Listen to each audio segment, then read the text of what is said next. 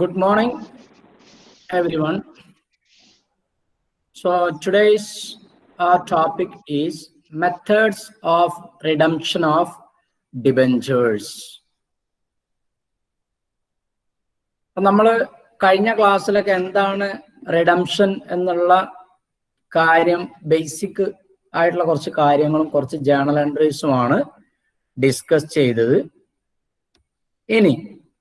ഇന്ന് നമ്മൾ ഡിസ്കസ് ചെയ്യാൻ പോകുന്ന ഭാഗം methods of redemption of debentures. Redemption നടത്താൻ ഒരുപാട് മെത്തേഡ്സ് ഉണ്ട്. അതിൽ നമുക്ക് ഏത് മെത്തേഡ്സ് വേണമെങ്കിലും നമുക്കതിൽ ഫോളോ ചെയ്യാൻ പറ്റും. അപ്പൊ നമ്മൾ ഏത് മെത്തേഡ് ഫോളോ ചെയ്യണം എന്നുള്ളത് അറിയുന്ന തീരുമാനിക്കണമെങ്കിൽ ഏതൊക്കെ മെത്തേഡാ ഉള്ളത് എന്ന് അറിയണം.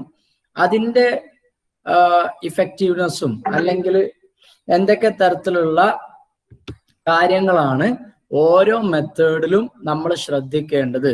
ഇത്രയും കാര്യങ്ങൾ നമ്മൾ അറിഞ്ഞാൽ മാത്രമേ which method is best suit for us എന്ന് നമുക്ക് ഡിസൈഡ് ചെയ്യാൻ പറ്റുള്ളൂ. Okay, we can enter to the topic. First, what is redemption? Redemption of debentures means repayment of debentures or discharge of liability on account of debentures. അപ്പം നമ്മൾ debenture issue ചെയ്യുന്ന സമയത്ത് company ഇൻവെസ്റ്റേഴ്സിന്റെ കയ്യിൽ നിന്നും പണം വാങ്ങിയിട്ടുണ്ട്. ആ പണം തിരിച്ചു കൊടുക്കുന്നതിനെയാണ് റിഡംഷൻ ഓഫ് ഡിബെഞ്ചേഴ്സ് എന്ന് പറയുക. അപ്പൊ പണം നമ്മൾ തിരിച്ചു കൊടുക്കുക. അപ്പൊ ഇൻവെസ്റ്റ് ചെയ്ത സമയത്ത് ആളുകളുടെ അടുത്ത് നിന്ന് പണം വാങ്ങുകയും അവർക്ക് ഡിബെഞ്ചർ കൊടുക്കുകയും ചെയ്തു. അതിന്റെ മെച്യൂരിറ്റി ആയി കഴിഞ്ഞാൽ ആ ഡിബെഞ്ചർ തിരിച്ചു വാങ്ങുകയും അവരുടെ അടുത്ത് നിന്ന് വാങ്ങിയ പണം തിരിച്ചു കൊടുക്കുകയും ചെയ്യാം. That is redemption of debentures, repayment of debentures or discharge of liability on account of debentures. ആ ഡിബെഞ്ചർ അതോടുകൂടി അവിടെ ക്ലോസ് ആയി, ക്യാൻസൽ ആയി. പിന്നെ നമുക്ക് ആ ഡിബെഞ്ചറിൽ യാതൊരു ലിയാബിലിറ്റി ഉണ്ടാവില്ല. Then the methods we can follow for the redemption of debentures are: the first one, lump sum payment. അതെന്താണ് നമ്മൾ പറഞ്ഞിരുന്നു. Then another one, draw of lots. Then open market purchase and redemption by conversion. So these are the methods we can follow for the redemption of debentures. First one, redemption in lump sum. Under the redemption in lump sum method, the whole amount is paid to the debenture holders in lump sum on maturity. എന്ന് പറഞ്ഞാല് ഈ ഒരു method ഏറ്റവും simple ആയിട്ടുള്ള മെത്തേഡുകളിൽ ഒന്നാണ്. അതിന്റെ ഡിബെഞ്ചറിന്റെ maturity എന്നാണോ അവസാനിക്കുന്നത് ആ ദിവസം ഡിബെഞ്ചറിന്റെ ഫുൾ പേയ്മെന്റ് അങ്ങ് കൊടുക്കുക. ഇപ്പൊ നമ്മൾ 5 വർഷത്തേക്കാണ് ഇൻവെസ്റ്റ്മെന്റ് എന്നുണ്ടെങ്കിൽ ആ 5ാമത്തെ വർഷം തീരുമ്പോൾ അവസാനിക്കുന്ന സമയത്ത് എത്ര രൂപയുടെ ഡിബെഞ്ചറാണെന്ന് വെച്ചാൽ അതിന്റെ പൈസ ഒന്നായിട്ട് അങ്ങ് കൊടുക്കുക. അപ്പൊ ഫസ്റ്റ് ഇയറിൽ പേയ്മെന്റ് ഇല്ല, സെക്കൻഡ് ഇയറിലോ തേർഡ് ഇയറിലോ ഒന്നും പേയ്മെന്റ് ഇല്ല. 5ാമത്തെ വർഷം ഒരുമിച്ച് അങ്ങ് കൊടുക്കുക. അതിനെയാണ് റിഡംഷൻ ഇൻ ലംപ് സം എന്ന് പറയുന്നത്. Then such redemption may be out of profits and out of capital. ഇങ്ങനെ നമ്മൾ ചെയ്യുകയാണെങ്കിൽ, ഇങ്ങനെ ഒരുമിച്ച് പൈസ കൊടുക്കുകയാണെങ്കിൽ 2 രൂപത്തിൽ ചെയ്യുക. പ്രോഫിറ്റ് നിന്ന് പൈസ എടുത്തിട്ട് നമുക്ക് കൊടുക്കുക. അപ്പൊ നമ്മുടെ കയ്യിൽ അത്രയും പ്രോഫിറ്റ് വേണം, എന്നാലേ അത് ചെയ്യാൻ പറ്റുള്ളൂ. അതുപോലെ ഔട്ട് ഓഫ് ക്യാപിറ്റൽ, നമ്മുടെ കയ്യിലുള്ള ക്യാപിറ്റൽ എന്ന് പറഞ്ഞ അസറ്റുകളൊക്കെ ഉപയോഗിച്ചിട്ട് നമുക്കത് വിറ്റിട്ട് നമുക്ക് ഈ റിഡംഷന് വേണ്ടിയിട്ടുള്ള പണം ഉപയോഗിക്കാനായിട്ട് പറ്റും. അപ്പൊ ഈ 2 കാര്യം, out of profit, out of capital, indicates the sources for the redemption of debentures in lump sum. അപ്പൊ ഒന്നുകൂടെ ഞാൻ പറയാം. Redemption in lump sum means the whole amount paid to the debenture holders on its maturity. Then such redemption may be from out of profits or from out of capital. Then first one, redemption out of profits. In this method means in the redemption out of profits, from the part of profits available for distribution of dividend is withheld by the company every year to be used for redemption purpose. നമ്മുടെ ഒരു ബിസിനസ്സിന്, ഒരു കമ്പനിയെ സംബന്ധിച്ചിടത്തോളം കമ്പനിക്ക് investment കിട്ടി. ആ investment ഉപയോഗിച്ചിട്ട് കമ്പനി ബിസിനസ് നടത്തുന്നു. അതില് ആ ബിസിനസ് നടത്തിയിട്ട് അതിന്ന് കമ്പനി പ്രോഫിറ്റ് ഉണ്ടാക്കുന്നു.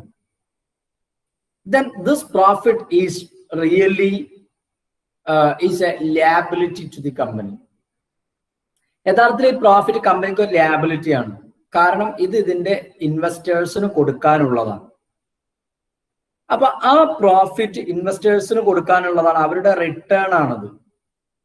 അപ്പൊ എല്ലാ കാര്യങ്ങളും മീറ്റ് ചെയ്തിട്ട് ബാക്കിയുള്ള പ്രോഫിറ്റ് നമ്മൾ ഷെയർ ഹോൾഡേഴ്സിന് ഡിവിഡൻഡ് കൊടുക്കും. ആ ഡിവിഡൻഡ് കൊടുക്കാൻ വേണ്ടി മാറ്റി വെച്ച പണമുണ്ട്, ഡിവിഡൻഡ് കൊടുക്കാൻ വേണ്ടി മാറ്റി വെച്ച പ്രോഫിറ്റ്. ആ പ്രോഫിറ്റ് നിന്ന് എടുത്തിട്ടാണ് നമ്മൾ റിഡംഷൻ മീറ്റ് ചെയ്യുന്നത്. ഇവിടെ ഞാൻ ഒന്നുകൂടെ പറയാം. കമ്പനി ഇൻവെസ്റ്റേഴ്സിന്റെ പണം ഉപയോഗിച്ച് ബിസിനസ് ചെയ്ത് എല്ലാ കാര്യങ്ങൾ എക്സ്പെൻസ് ഒക്കെ മീറ്റ് ചെയ്ത് കഴിഞ്ഞ ശേഷം ലാഭം ബാക്കിയുണ്ട്. ആ ലാഭം ഇൻവെസ്റ്റേഴ്സിന് ഡിവിഡൻഡ് ആയിട്ട് തിരിച്ചു കൊടുക്കും. ഇൻവെസ്റ്റേഴ്സിന്റെ പണം ഉപയോഗിച്ചതാണല്ലോ, അതുകൊണ്ട് അവർക്ക് അതിൽ ലാഭം ഉണ്ടാവും. അപ്പൊ ആ ഇൻവെസ്റ്റേഴ്സിന്റെ റിട്ടേൺ ആണ് അവിടെ ഡിവിഡൻഡ്. ഇങ്ങനെ മാറ്റി വെച്ച ഡിവിഡൻഡിന്റെ ഒരു ഭാഗം നമ്മൾ റിഡംഷന് വേണ്ടിയിട്ട് ഉപയോഗിക്കുക. ഓക്കെ, അതാണ് റിഡംഷൻ ഔട്ട് ഓഫ് പ്രോഫിറ്റ്. അത് തന്നെ രണ്ട് രൂപത്തിലുണ്ട്. Profits not separately earmark. Profit ഭാഗങ്ങളാക്കി മാറ്റാതെ പ്രോഫിറ്റ് നിന്ന് കുറച്ച് അങ്ങോട്ട് എടുക്കുക, അത് കൊടുക്കുക. പ്രോഫിറ്റ് നിന്ന് കുറച്ച് പൈസ എടുത്തിട്ട് റിഡംഷന്റെ പൈസ എത്രയാണെന്ന് വെച്ചാൽ അത് കൊടുക്കുക. എന്നാൽ മറ്റൊന്ന് profit year mark with sinking fund investment or insurance policy എന്ന് പറഞ്ഞാൽ പ്രോഫിറ്റ് ഇയർ മാർക്ക്ഡ്, കൃത്യമായിട്ട് പ്രോഫിറ്റ് നിന്ന് എന്ത് ചെയ്യുക, കുറച്ച് പൈസ സിങ്കിങ് ഫണ്ട് ഇൻവെസ്റ്റ്മെന്റ് എന്ന് പറഞ്ഞ് മാറ്റുക, അല്ലെങ്കിൽ ഇൻഷുറൻസ് പോളിസി എന്ന് പറഞ്ഞ് മാറ്റി വെക്കുക. അപ്പൊ ഒന്നാമത്തെ പറഞ്ഞ profit not separately earmark. Profit നിന്ന് വേറെ കാര്യങ്ങളൊന്നും പറഞ്ഞ് മാറ്റി വെക്കണമൊന്നുമില്ല. എന്നാൽ രണ്ടാമത് പറഞ്ഞാൽ അങ്ങനെ മാറ്റി വെക്കണുണ്ട്. പ്രോഫിറ്റ് നിന്ന് കുറച്ച് പൈസ ആദ്യം തന്നെ മാറ്റി വെക്കുക. അങ്ങനെയൊക്കെ ഈ രണ്ട് രൂപത്തിലാണ് റിഡംഷൻ ഔട്ട് ഓഫ് പ്രോഫിറ്റ് നമ്മൾ ചെയ്യുക. ഇനി രണ്ടാമത്തതാണ് profit not separately earmarked. ഇപ്പൊ നമ്മൾ പറഞ്ഞു. അപ്പൊ ഇവിടെ പ്രോഫിറ്റ് നമ്മൾ ഒരു പ്രത്യേക അക്കൗണ്ട് എന്നൊന്നും പറഞ്ഞിട്ട് മാറ്റി വെക്കുന്നില്ല. അപ്പൊ രണ്ട് രൂപത്തിലാണ് റിഡംഷൻ ഔട്ട് ഓഫ് പ്രോഫിറ്റ് നമ്മൾ പറഞ്ഞത്. പ്രോഫിറ്റ് നോട്ട് സെപ്പറേറ്റ്ലി ഇയർ മാർക്ക്ഡും profit earmarked with sinking fund or insurance പോളിസിയും. അതിൽ ഒന്നാമത്തത് profit not separately earmarked എന്നുള്ള ഭാഗം. ഇവിടെ നമ്മൾ മുമ്പ് ഡിസ്കസ് ചെയ്തിട്ടുള്ളതാണ്. A reserve is created out of profit for redemption of debentures. That is known as debenture redemption reserve. Debenture redemption reserve. Such reserve is created out of profit. ആദ്യം നമ്മൾ എന്ത് ചെയ്യുന്നു, ഡിബെഞ്ചർ റിഡംഷൻ റിസർവ് അക്കൗണ്ട് ഉണ്ടാക്കും. Then a company is required to transfer adequate amount of profits every year to debenture redemption reserve until such debentures are redeemed. അപ്പോ profit എന്നൊരു സംഖ്യ നമ്മൾ എടുക്കുക എന്ന് പറഞ്ഞു. അങ്ങനെ എടുക്കുമ്പോൾ ആ എടുത്ത പൈസ നമ്മൾ എന്ത് ചെയ്യുന്നു, ഡിബെഞ്ചർ റിഡംഷൻ റിസർവ് അക്കൗണ്ടിലേക്ക് മാറ്റും. ഓരോ വർഷവും ഇങ്ങനെ ഒരു സംഖ്യ മാറ്റിക്കൊണ്ടിരിക്കും. എന്നിട്ട് അവസാനം അതൊന്നായിട്ട് അങ്ങോട്ട് കൊടുക്കും. ഇപ്പൊ 5 വർഷത്തേക്കാണ്. ഇപ്പൊ ഡിബെഞ്ചറിന്റെ പൈസ 50,000 രൂപയാണ്. അപ്പൊ ഓരോ വർഷവും നമ്മൾ എന്ത് ചെയ്യും, 10,000 രൂപ മാറ്റി വെക്കും. അങ്ങനെ 5ാമത്തെ വർഷം കഴിയുമ്പോൾ നമ്മുടെ കയ്യിൽ ഈ ഡിബെഞ്ചർ റിഡംഷൻ റിസർവ് അക്കൗണ്ടിൽ 50,000 രൂപയുണ്ടാവും. അപ്പൊ നമുക്ക് റിഡംഷന് വേണ്ടിയിട്ടുള്ള പൈസയായി. ആ പൈസ നമുക്ക് ഉപയോഗിക്കാം എന്നാണ് ഈ profit not separately earmarked എന്നുള്ളതിൽ ഉദ്ദേശിക്കുന്നത്. ഇനി ഡിസ്കസ് ചെയ്ത പോലെ തന്നെ ഈ debenture redemption reserve account must have a credit balance of at least equal 25% of value of debentures. That means the debenture redemption reserve account must have a credit balance of at least 25% of the value of debentures. ഡിബഞ്ചറിന്റെ 25% value എങ്കിലും നിർബന്ധമായിട്ടും debenture redemption reserve അക്കൗണ്ടിൽ ഉണ്ടാവണം. എന്ന് പറഞ്ഞാൽ 50,000 രൂപയാണ് എന്നുണ്ടെങ്കിൽ 12,500 അതാണ് അതിന്റെ 25% എന്ന് പറയുന്നത്.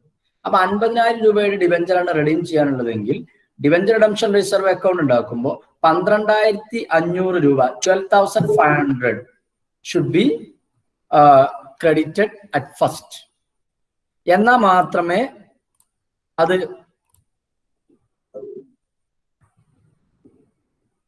ഓക്കെ ആ 12,500 നമ്മൾ എന്ത് ചെയ്യണം, കൃത്യമായിട്ട് അതിൽ ക്രെഡിറ്റ് ആയിട്ട് കാണിക്കണം. എന്നാലേ നമുക്ക് ഈ പറയുന്ന റൂൾ അനുസരിച്ച് മുന്നോട്ട് പോകാൻ പറ്റുള്ളൂ.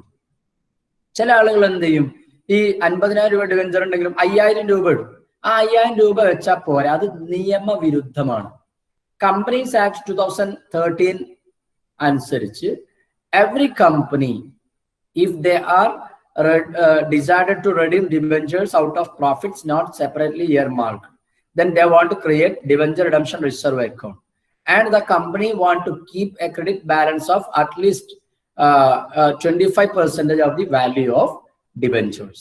Then at last means at the last stage of redemption, debenture redemption reserve account is closed by transferring the balance to general reserve. നമ്മൾ അത് ക്ലോസ് ചെയ്യാൻ പോകണം. അത് റിഡംഷന് വേണ്ടിയിട്ടാണ് നമ്മൾ ഈ കാര്യങ്ങളൊക്കെ ചെയ്യുന്നത്. അങ്ങനെ ഡിബഞ്ചർ റിഡംഷൻ റിസർവ് അക്കൗണ്ട് നമ്മൾ ക്രിയേറ്റ് ചെയ്തു. 25% അതിലുണ്ടായിരുന്നു. എന്നിട്ട് നമ്മൾ റിഡംഷൻ കഴിയണം, 5ാമത്തെ വർഷം നമ്മൾ ഡിബഞ്ചർ ഹോൾഡേഴ്സിന് പൈസ കൊടുത്തു കഴിഞ്ഞു. ഇനി ശരിക്കും എന്തിന്റെ ആവശ്യമില്ല, ഡിബഞ്ചർ റിഡംഷൻ റിസർവ് അക്കൗണ്ടിന്റെ ആവശ്യമില്ല. കാരണം നമ്മൾ റിഡംഷന് വേണ്ടിയിട്ടാണ് ഈ debenture redemption reserve account create ചെയ്തത്. ഇപ്പൊ റിഡംഷൻ കഴിഞ്ഞതോടുകൂടി ഇനി ആ അക്കൗണ്ട് വേണം. ഇനി പിന്നീട് റെഡീം ചെയ്യുമ്പോൾ ആ സമയത്ത് അത് ക്രിയേറ്റ് ചെയ്താൽ മതി. ഇത് ക്ലോസ് ചെയ്യണം. അപ്പൊ ഇതിൽ കുറച്ച് പൈസ ബാക്കിയുണ്ടാവും. ആ ബാക്കിയുള്ള പൈസയെ നമ്മൾ വീണ്ടും എന്ത് ചെയ്യും, ജനറൽ റിസർവ് അക്കൗണ്ടിലേക്ക് ട്രാൻസ്ഫർ ചെയ്യും. This is the procedures to be followed in redemption out of profits which are not separately earmark. Okay, ഇതില് അവ കൃത്യമായിട്ട് മനസ്സിലാക്കേണ്ട ഒരു കാര്യം, ഡിബഞ്ചർ റിഡംഷൻ റിസർവ് അക്കൗണ്ട് ഉണ്ടാക്കിയാൽ അതില് ഡിബഞ്ചർ റിഡംഷൻ റിസർവ് അക്കൗണ്ട് നമ്മൾ ക്രിയേറ്റ് ചെയ്താൽ 25% of value of debentures should be credited in debenture redemption reserve account. മറ്റൊരു കാര്യമാണ് minimum debenture redemption reserve investment. ഞാനത് നേരത്തെ പറഞ്ഞത് ഡിബഞ്ചർ റിഡംഷൻ റിസർവ് അക്കൗണ്ട് ആണ്. ഇപ്പം നമ്മൾ പറയാൻ പോകുന്നത് ഡിബഞ്ചർ റിഡംഷൻ റിസർവ് ഇൻവെസ്റ്റ്മെന്റ് ആണ്. ഇവിടെ the company is required to create debenture redemption reserve shall before the 30th day of April of each year then deposit or invest at least 15% of the amount of its debentures maturing during the year ending 31st March of next following year. ഇവിടെ നമ്മൾ നേരത്തെ പറഞ്ഞ അടുത്ത് എന്ന് പറഞ്ഞ debenture redemption reserve account, അവിടെ നമ്മൾ പറയുമ്പോൾ ഇൻവെസ്റ്റ്മെന്റിനെ കുറിച്ചൊന്നും പറഞ്ഞില്ല. എന്നാൽ ഇവിടെ പറയുന്നത് ചില ആളുകൾ എന്ത് ചെയ്യും, ഈ പണം ഡിബഞ്ചർ റിഡംഷൻ റിസർവ് അക്കൗണ്ടിലേക്ക് മാറ്റി വെച്ച പണം അത് നമ്മൾ ഇൻവെസ്റ്റ് ചെയ്യും. അങ്ങനെ ഇൻവെസ്റ്റ് ചെയ്യുകയാണെങ്കിൽ ആദ്യം നമ്മൾ ഡിബഞ്ചർ റിഡംഷൻ റിസർവ് അക്കൗണ്ട് ഉണ്ടാക്കണം. അപ്പൊ April 1 നമ്മൾ തുടങ്ങിയാൽ 31 മാർച്ചിനാണല്ലോ ആ ഫിനാൻഷ്യൽ ഇയറിന്റെ എൻഡ്. ഫിനാൻഷ്യൽ ഇയർ അവസാനിക്കുന്നത് 31st മാർച്ചാണ്. അപ്പൊ ഈ 1st April നമ്മൾ തുടങ്ങിയാൽ അടുത്ത വർഷം 31st മാർച്ചിന് അത് അവസാനിക്കും. അപ്പൊ ഈ 1st April നമ്മൾ റെഡീം ചെയ്യാൻ തീരുമാനിച്ചിട്ടുണ്ടെങ്കിൽ April 30 മുൻപായിട്ട് തന്നെ debenture redemption reserve account create ചെയ്യണം. ദെൻ അതിലേക്ക് നമ്മൾ എന്ത് ചെയ്യാം, ഡിബഞ്ചറിന്റെ റെഡീം ചെയ്യാനുള്ള ഡിബഞ്ചറിന്റെ 15% നമ്മൾ ഇൻവെസ്റ്റ് ചെയ്യണം. ഇൻവെസ്റ്റ്മെന്റ് നടത്തും. അപ്പൊ അത് നമുക്ക് വേറെ റിട്ടേൺ കിട്ടും. നേരത്തെ പറഞ്ഞത് ഇൻവെസ്റ്റ്മെന്റ് ഇല്ല, അതുകൊണ്ട് തന്നെ ഇൻവെസ്റ്റ്മെന്റ് ഇല്ലാത്തതുകൊണ്ടാണ് 25% ഡിബഞ്ചർ റിഡംഷൻ റിസർവ് അക്കൗണ്ടിലേക്ക് നമ്മൾ ട്രാൻസ്ഫർ ചെയ്തത്. എന്നാൽ ഇവിടെ നമ്മൾ ഇൻവെസ്റ്റ്മെന്റ് ആണ് ട്രാൻസ്ഫർ ചെയ്ത് അങ്ങനെ വെറുതെ നിർത്തുകയല്ല. ഇൻവെസ്റ്റ് ചെയ്യുമ്പോൾ സ്വാഭാവികമായിട്ടും നമുക്ക് റിട്ടേണും കിട്ടും. ഓക്കെ, അതൊക്കെ നമുക്ക് ഈ റിഡംഷന് വേണ്ടിയിട്ട് നമ്മൾ ഉപയോഗിക്കാം. അപ്പൊ പറയുന്നത് ഏപ്രിൽ 30 മുമ്പ് തന്നെ 15% ഡിബഞ്ചറിന്റെ വില എത്രയാണോ അതിന്റെ 15% നമ്മൾ ഇൻവെസ്റ്റ് ചെയ്തിരിക്കണം. ഓക്കെ, അപ്പൊ ഈ 31 മാർച്ചിന് മുമ്പുള്ള ഇൻവെസ്റ്റ്മെന്റിന്റെ കാര്യമാണ് അവർ. അടുത്ത വർഷം വീണ്ടും നമ്മൾ ചെയ്യണം. അങ്ങനെ ഓരോ വർഷവും നമ്മൾ അത് ചെയ്യണം. അപ്പോഴാണ് ആ ഫൈനൽ ഇയർ ആവുമ്പോൾ നമുക്ക് റെഡീം ചെയ്യാനുള്ള പണം നമ്മുടെ കയ്യിലെത്തുള്ളൂ. ഇനി ഇപ്പൊ ഇത് രണ്ടും മനസ്സിലായി എന്നാണ് ഞാൻ വിചാരിക്കുന്നത്. Profits not separately earmarked ആണ് ഇപ്പൊ നമ്മൾ ഡിസ്കസ് ചെയ്തത്. പ്രോഫിറ്റ് ഇയർ മാർക്കഡ് അല്ല. അപ്പോ റിഡംഷൻ നടത്താൻ ഒരുപാട് മാർഗങ്ങളുണ്ട്. അതിൽ ഒന്നാമത്തെ മെത്തേഡാണ് റിഡംഷൻ ഇൻ ലംസം. അത് തന്നെ ഔട്ട് ഓഫ് പ്രോഫിറ്റും ഉണ്ട്, ഔട്ട് ഓഫ് ക്യാപിറ്റലും ഉണ്ട്.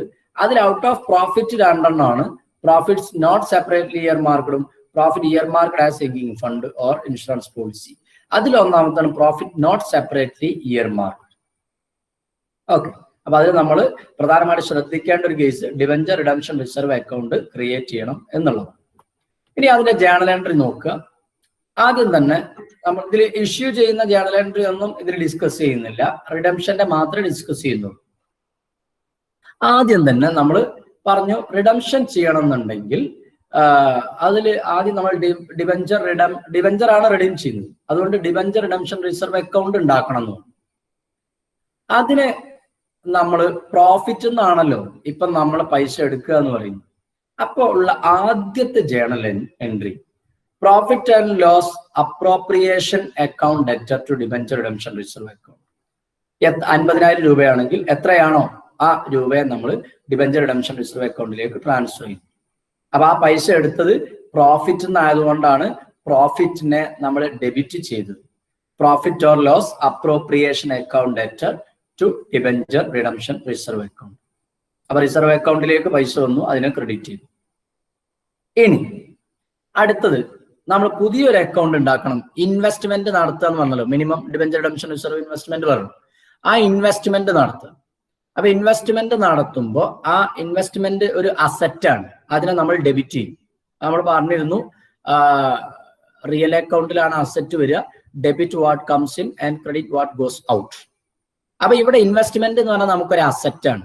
ഇൻവെസ്റ്റ്മെന്റ് നടത്തുക, ഇൻവെസ്റ്റ്മെന്റ് നമ്മൾ വാങ്ങുക. അപ്പൊ ആ ഇൻവെസ്റ്റ്മെന്റ് നടത്തുമ്പോൾ ഇൻവെസ്റ്റ്മെന്റ് നമുക്ക് കിട്ടുകയാണ്. അപ്പൊ നമ്മൾ പൈസ കൊടുക്കണം, നമ്മൾ പൈസ പോവുകയും ചെയ്യും. അതുകൊണ്ട് ബാങ്കിനെ നമ്മൾ ക്രെഡിറ്റ് ചെയ്തു.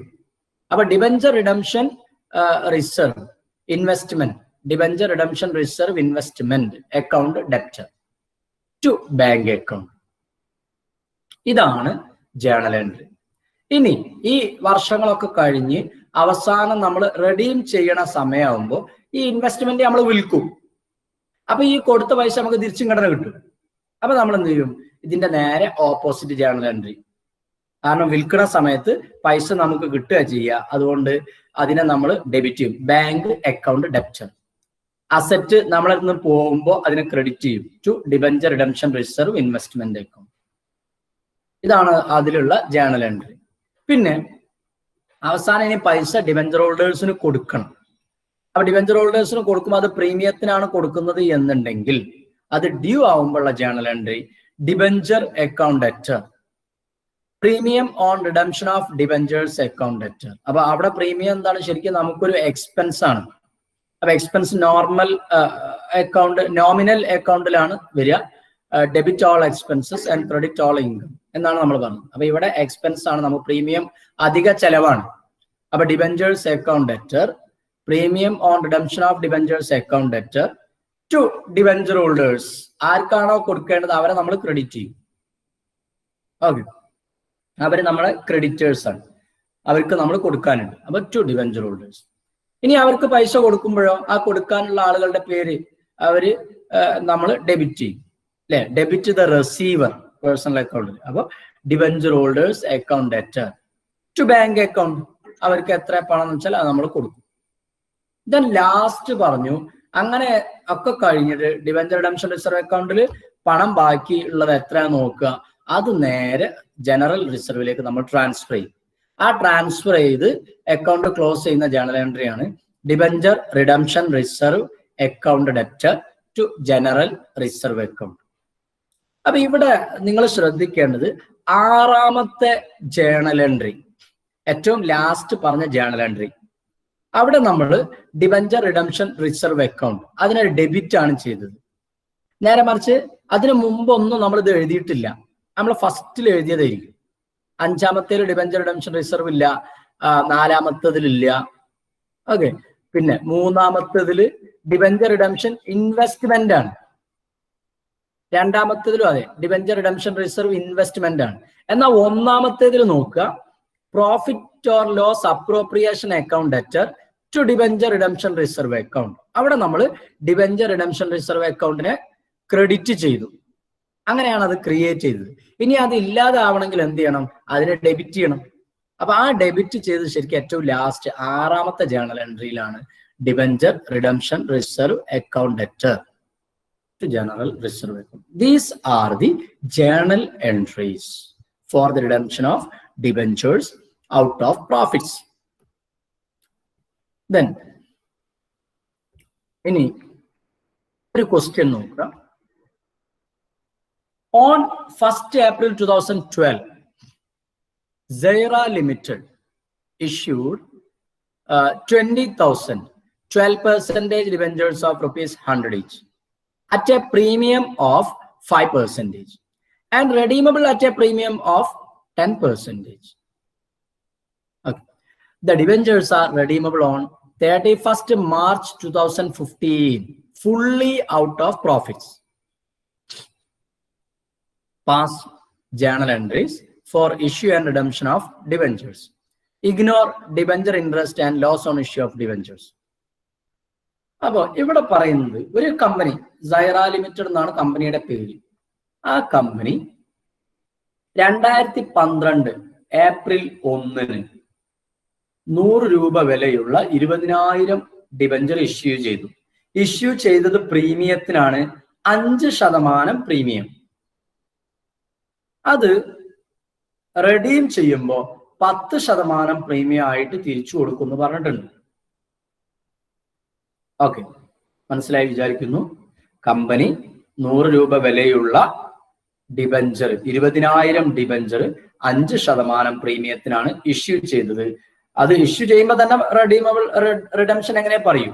അപ്പൊ ഇഷ്യൂ ചെയ്യുമ്പോൾ പറഞ്ഞത് റെഡീം ചെയ്യുന്ന സമയത്ത് 10% പ്രീമിയം ആയിട്ട് നിങ്ങൾക്ക് തിരിച്ചു തരുന്നു. അപ്പൊ 2012 ഏപ്രിൽ 1 ഇഷ്യൂ ചെയ്തത്. ഇനി next sentence, the debentures R redeemable on 31st March 2015, fully out of profit. ഇത് റെഡീം ചെയ്യുമ്പോൾ മുഴുവൻ പണവും പ്രോഫിറ്റ് നിന്ന് എടുക്കും. റെഡീം ചെയ്യുന്നത് 2015 മാർച്ച് 31. അപ്പൊ നിങ്ങൾ ആലോചിച്ച് നോക്ക്, 2012 തുടങ്ങി, ഏപ്രിൽ 1 തുടങ്ങി, 2013 മാർച്ച് 31 1, 2014 മാർച്ച് 31 2 വർഷം, 2015 മാർച്ച് 31 3 വർഷം. അപ്പൊ 3 വർഷത്തേക്കാണ് ഇവിടെ ഡിബഞ്ചർ ഇഷ്യൂ ചെയ്തത്. ഓക്കെ, അപ്പൊ ഇഷ്യൂ ചെയ്യുമ്പോൾ 5% പ്രീമിയം, റെഡീം ചെയ്യുമ്പോൾ 10% പ്രീമിയം. ഇനി നോക്കുക അതിന്റെ ആൻസർ എങ്ങനെ വരിക നോക്കുക. ഇങ്ങനെയാണ് നമ്മൾ ആൻസർ ചെയ്യുമ്പോൾ കാണിക്കേണ്ടത്. ഹെഡിങ് വരിക journal entries in the books of Saira limited. ഒരു പെർഫെക്ഷന് വേണ്ടിയിട്ട് ഡേറ്റും കൊടുക്കാം, on 31st March 2015. ഓക്കെ, ഇനി ജേണൽ എൻട്രി 5 കോളങ്ങളാണ് ഉണ്ടാവുക. Date, particulars, then ledger folio, amount debit, amount credit. ഒന്നാമത്തെ ജേണൽ എൻട്രി എന്ന് പറയുന്നത് ഡിബഞ്ചർ ഇഷ്യൂ ചെയ്യുമ്പോൾ ഉള്ള ജേണൽ എൻട്രിയാണ്. ഡിബഞ്ചർ ഇഷ്യൂ ഇവിടെ സൈറ ലിമിറ്റഡ് ചെയ്തത് ഏപ്രിൽ 1, 2012 ഏപ്രിൽ 1 ഇഷ്യൂ ചെയ്തത്. 20,000 ഡിബഞ്ചർ, 100 രൂപ വിലയുള്ള 20,000 ഡിബഞ്ചർ ആണ് ഇഷ്യൂ ചെയ്തത്. 5% പ്രീമിയത്തിനാണ് ഇഷ്യൂ ചെയ്തത്. ശരിക്കും ശ്രദ്ധിക്കുക. ഓക്കെ, ഒന്ന് ആ ക്വസ്റ്റ്യൻ ഒന്നുകൂടെ പറയാം. സൈറ ലിമിറ്റഡ് നമ്മളോട് പറഞ്ഞത് 100 രൂപ വിലയുള്ള 20,000 ഡിബഞ്ചർ 5% പ്രീമിയത്തിന് ഇഷ്യൂ ചെയ്തു. അപ്പൊ ഒരു ഡിബഞ്ചറിന് 100 രൂപ വെച്ച് നമുക്ക് കിട്ടും, കമ്പനിക്ക് പൈസ കിട്ടും. അതിനു പുറമെ 5% പ്രീമിയവും കിട്ടും. ഓക്കെ, ഇനി journal entry. Bank account debtor 21 lakh എന്ന് പറഞ്ഞാൽ 20,000 ഡിബഞ്ചേഴ്സ് ആണ്, 20,000 ഡിബഞ്ചർ ആണ്. 20,000 into 100 means the rate per debenture is rupees 100. So 20,000 debentures into rupees 100. Okay, 20 lakh. ഇനി അപ്പൊ 20,000 ഡിബഞ്ചർ, ഒരു ഡിബഞ്ചർ 100 രൂപ വെച്ച് 20 ലക്ഷം രൂപ. ആ 20 ലക്ഷം മാത്രമല്ല, അതിന്റെ 5% പ്രീമിയവും കിട്ടുന്നുണ്ട്. അപ്പൊ 20 ലക്ഷം ഇൻറ്റു 5%, 1 ലക്ഷം രൂപ. അപ്പൊ മൊത്തം 20 ലക്ഷം പ്ലസ് 1 ലക്ഷം പ്രീമിയം. ആകെ കമ്പനിക്ക് കിട്ടിയത് 21 ലക്ഷം. Bank account debtor 21 lakh. അടുത്ത loss on issue of debentures account debtor.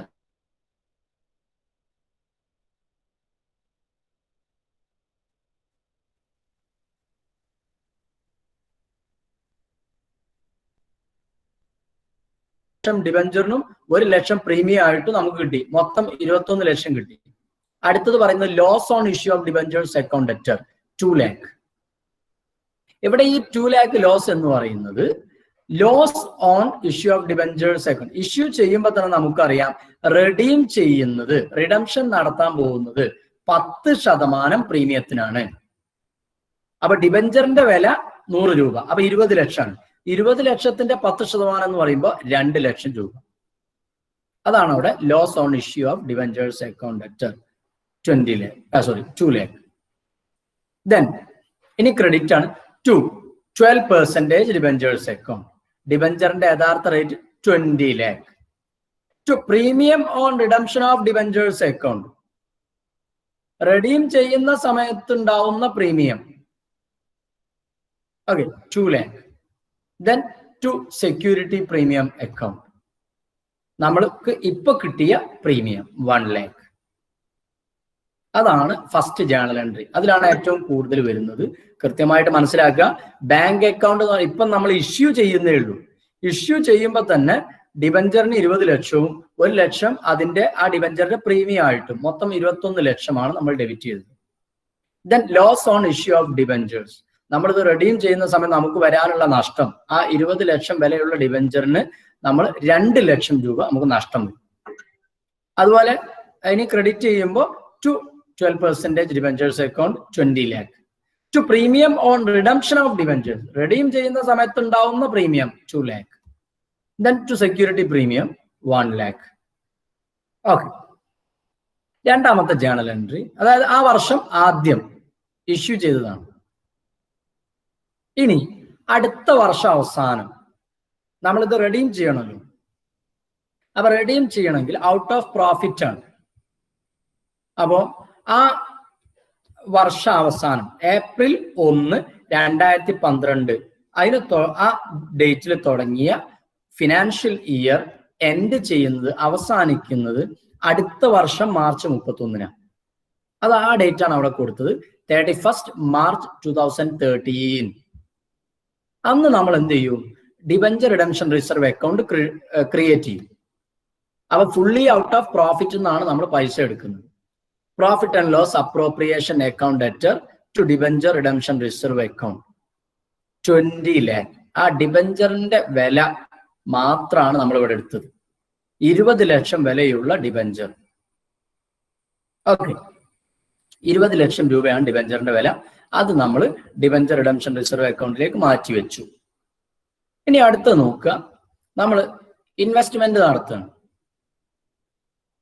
Then 29th April 2013 എന്ന് പറഞ്ഞാൽ ഏപ്രിൽ 30 മുമ്പ് ഇൻവെസ്റ്റ്മെന്റ് നടത്തണം എന്നാണല്ലോ നമ്മളോട് പറഞ്ഞത്. അതുകൊണ്ടാണ് അവിടെ 29 എന്നുള്ള ഡേറ്റ് തന്നത്. Debenture redemption reserve investment account debtor to bank account. അപ്പൊ നമ്മള് 3 ലക്ഷം രൂപയാണ് നമ്മൾ ഇവിടെ ഇൻവെസ്റ്റ് ചെയ്യാൻ പോകുന്നത്. ഈ 3 ലക്ഷം എവിടെന്നാ കിട്ടിയത് ക്വസ്റ്റ്യനിൽ പറഞ്ഞിട്ടില്ല. അപ്പൊ നമ്മൾ എന്ത് ചെയ്യുന്നു, ആ 3 ലക്ഷം എന്ന് പറഞ്ഞാൽ ഡിബഞ്ചർ റിഡംഷൻ റിസർവ് ഇൻവെസ്റ്റ്മെന്റ് അക്കൗണ്ടിൽ മിനിമം 15% ഇൻവെസ്റ്റ്മെന്റ് നടത്തണം എന്ന് നമ്മളോട് പറഞ്ഞിട്ടുണ്ട്. ആ 20 ലക്ഷത്തിന്റെ 15% ഈ 3 ലക്ഷം.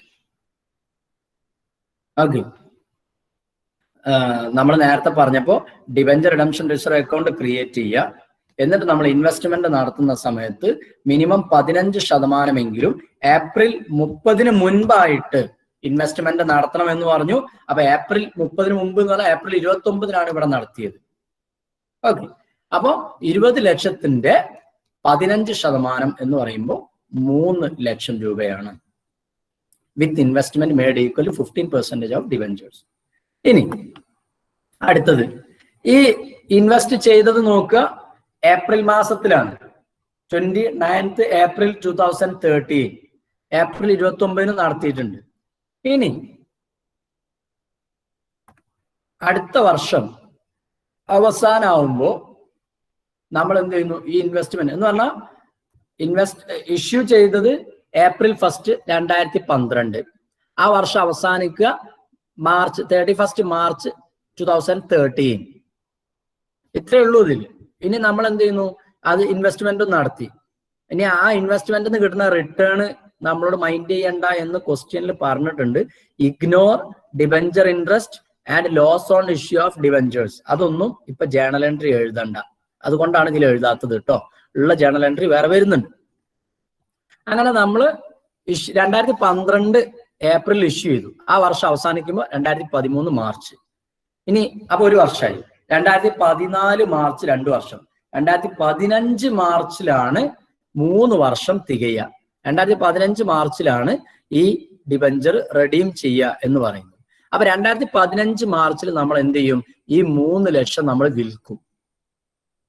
അപ്പോ ഇൻവെസ്റ്റ് ചെയ്തപ്പോൾ നമുക്കുണ്ടായ journal entry debenture redemption investment account debtor to bank account 3 lakh. അപ്പൊ ഇൻവെസ്റ്റ്മെന്റ് വാങ്ങി നമ്മുടെ അടുത്ത് നിന്ന് 3 ലക്ഷം പോയി, അതിനെ ക്രെഡിറ്റ് ചെയ്തു. ദെൻ നമ്മളത് വിൽക്കുന്ന സമയത്തോ നമുക്ക് ആ പൈസ തിരിച്ചു കിട്ടും. അപ്പൊ bank account debtor 3 lakh to debenture redemption investment account 3 lakh. അതുപോരാ, ഇനി റെഡീം ചെയ്യണം. അപ്പൊ അത് ഇൻവെസ്റ്റ്മെന്റിന്റെ അവിടെ കഴിഞ്ഞു. ഇനി റെഡീം ചെയ്യുക, റിഡംഷൻ നടത്തുക.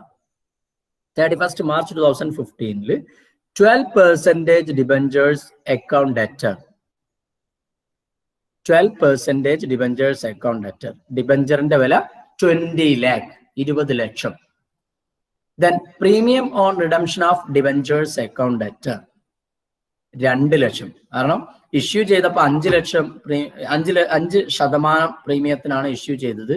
എന്നാൽ റെഡീം ചെയ്യുമ്പോൾ 10% പ്രീമിയത്തിനാണെന്ന് തോന്നുന്നു. അപ്പൊ 20 ലക്ഷത്തിന്റെ 10% 2 ലക്ഷം. ടു ഡിബഞ്ചർ ഹോൾഡേഴ്സ്, അവർക്ക് എത്ര കിട്ടും? 22 ലക്ഷം, 22 lakhs. ഇനി പണം കൊടുക്കുന്ന സമയത്ത് 31 മാർച്ചിൽ തന്നെ അന്ന് തന്നെയാണ് പണം കൊടുക്കുന്നത്. Debenture holders account debtor to bank 22 lakh. Then last നോക്കുക, ഡിബഞ്ചർ റിഡംഷൻ റിസർവ് അക്കൗണ്ടിനെ നമുക്ക് ക്ലോസ് ചെയ്യണം. അപ്പൊ debenture redemption reserve account debtor 20 lakh to general reserve account 20 lakh. റിസർവിലേക്ക് അത് മാറ്റി. ഓക്കെ, അപ്പൊ ആ ഡിബഞ്ചർ റിഡംഷൻ റിസർവ് അക്കൗണ്ട് എന്നുള്ളത് നമ്മൾ അവിടെ ക്ലോസ് ചെയ്തു. ഓക്കെ, അപ്പൊ ഇതാണ് ജേണൽ എൻട്രി എന്ന് പറയുന്നത്. നമുക്ക് റിഡംഷൻ നടത്തുന്നതിനുള്ള ജേണൽ എൻട്രി. അപ്പൊ ഡിബഞ്ചർ റിഡംഷൻ റിസർവ് അക്കൗണ്ട് ഇവിടെ നമ്മൾ ക്ലോസ് ചെയ്യും. അതിന്റെ ബാലൻസ് എത്ര വെച്ചാൽ അത് നമ്മൾ ജനറൽ റിസർവിലേക്ക് ട്രാൻസ്ഫർ ചെയ്യും. ഓക്കെ, അപ്പൊ ഇതുവരെ നമ്മൾ പറഞ്ഞിരുന്നത് റിഡംഷൻ ഓഫ് ഡിബഞ്ചേഴ്സ് ആണ്. റിഡംഷൻ ഓഫ് ഡിബഞ്ചേഴ്സ് പ്രധാനമായും 4 മെത്തേഡുകളാണുള്ളത്. അതിൽ ഒന്നാമത്തെ മെത്തേഡാണ് റിഡംഷൻ ഇൻ ലംസം എന്നുള്ളത്. റിഡംഷൻ ഇൻ ലംസം തന്നെ രണ്ട് തരത്തിൽ ചെയ്യാം. ഔട്ട് ഓഫ് പ്രോഫിറ്റ് ആയിട്ടും ഔട്ട് ഓഫ് ക്യാപിറ്റൽ ആയിട്ടും ചെയ്യാം. അതിൽ ഔട്ട് ഓഫ് പ്രോഫിറ്റ് നമ്മൾ എടുക്കുമ്പോൾ അത് രണ്ട് രൂപത്തിലുണ്ട്. പ്രോഫിറ്റ് നോട്ട് ഇയർ മാർക്ക് എന്നായിട്ടും profit earmarked with sinking fund investment or insurance policy എന്നുള്ളത്. അതിൽ profit earmarked not earmarked ആണ് നമ്മളിപ്പോൾ പറഞ്ഞത്. ഇനി നെക്സ്റ്റ് ആണ് profits earmarked with sinking fund investment or insurance policy. അതില് വലിയ വ്യത്യാസമൊന്നുമില്ല, ചെറിയൊരു വ്യത്യാസം മാത്രമേ ഉള്ളൂ. The amount for redemption when it is large amount, it is better to the company to make sure and arrange the very beginning the availability of fund at the time of redemption. എന്ന് പറഞ്ഞാൽ redemption ഇപ്പൊ നമ്മൾ കണ്ടില്ലേ, 20 ലക്ഷം രൂപയാണ്, 20 lakhs. 20 ലക്ഷം രൂപയൊക്കെ നമ്മൾ redeem ചെയ്യുമ്പോൾ ഒറ്റയടിക്ക് നമുക്ക് നഷ്ടപ്പെടുക എന്നുള്ളത് വലിയ പ്രയാസമാണ്. അത് ചിലപ്പോൾ കമ്പനിയെ ബാധിക്കും. അതുകൊണ്ട് തന്നെ കമ്പനി എപ്പോഴും എന്ത് ചെയ്യുക, തുടക്കത്തിൽ തന്നെ ഇതിന്റെ ഫണ്ട് നമുക്ക് എവിടെ നിന്ന് കിട്ടും എന്നുള്ളത്, റിഡംഷന് വേണ്ടിയിട്ടുള്ള ഫണ്ട് നമുക്ക് എവിടെ നിന്ന് കിട്ടുക എന്നുള്ളത് നമ്മൾ ആദ്യം തന്നെ കണ്ടുവെക്കണം. അവൈലബിലിറ്റി ഓഫ് ഫണ്ട് ഉറപ്പുവരുത്തണം. ദെൻ അങ്ങനെയാണെങ്കിൽ every year A part of profit should be invested outside the business in marketable securities. ഇപ്പൊ നമ്മൾ ഇൻവെസ്റ്റ്മെന്റ് നടത്തിയില്ലേ, ആ രൂപത്തിൽ നമുക്ക് എന്ത് ചെയ്യാം, പ്രോഫിറ്റ് തന്നെ. ഇപ്പൊ നമ്മൾ നേരത്തെ ചെയ്ത കേസിൽ ഇവിടെയൊക്കെ കണ്ടത്, രണ്ടാമത്തെ ജേണൽ എൻട്രി നോക്കുക, profit and loss appropriation account debtor to debenture redemption reserve account. 20 ലക്ഷം 20 ലക്ഷം രൂപ ഒറ്റയടിക്ക് നമ്മൾ എന്ത് ചെയ്തതാണ്, ഡിബെഞ്ചർ റിഡംഷൻ റിസർവ് അക്കൗണ്ടിലേക്ക് മാറ്റിയതാണ്. അത് ചിലപ്പോൾ പോസിബിൾ ആയില്ല എന്ന് വരും. അങ്ങനെയുള്ള സമയത്തിൽ എല്ലാ വർഷവും part of profit should be invested outside the business in marketable securities. അപ്പോൾ ഒറ്റയടിക്ക് 20 ലക്ഷം ചെയ്യുന്നതിന് പകരം ചെറിയ എമൗണ്ട് ഓരോ വർഷവും നമ്മൾ ഇങ്ങനെ മാറ്റി മാറ്റി വരിക, അതിൽ ഇൻവെസ്റ്റ് ചെയ്ത് വരിക. Then for investing the funds outside the business the company may adopt any of the following method.